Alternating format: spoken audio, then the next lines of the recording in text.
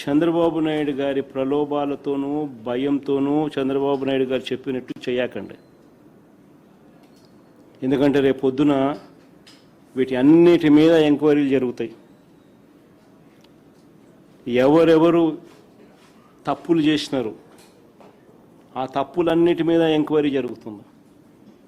Enquiry జరిగి ఆ తప్పు చేసిన అధికారులందరినీ చట్టం ముందు నిలబెడతాం దోషులుగా. రిటైర్ అయిపోయినా కూడా తీసుకొస్తాం.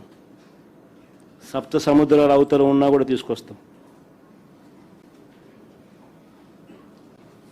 లుకౌట్ నోటీసులు ఇస్తాం. అన్ని రకాలుగా ఏమేం చేయాలని అన్ని చేస్తాం. అందుకనే గవర్నెన్స్లో ఉన్న వాళ్ళు ఖచ్చితంగా వేసే ప్రతి అడుగు కూడా రేపొద్దున ఇదే మనకు చుట్టుకుంటే ఎలా అని ఆలోచన చేసి వేయాలి. చేసేది ప్రజలు ఇచ్చిన అవకాశం, దేవుడిచ్చిన అవకాశం, ప్రజలకు మంచి చేయమని చెప్పి నేను ముఖ్యమంత్రి స్థానంలో కూర్చోబెట్టాను. ఆ ముఖ్యమంత్రి పదవిని ప్రజలకు మంచి చేయడం కోసం ఉపయోగపట్టాలి, కానీ కక్ష తీసుకోవడానికి కోసము లేకపోతే మీకు వ్యతిరేకంగా ఎవరైనా మాట్లాడితే వాళ్ళ మీద తప్పుడు కేసులు పెట్టి వాళ్ళ జీవితాలను నాశనం చేయాలని చెప్పి చూడడం అన్నది దుర్మార్గం.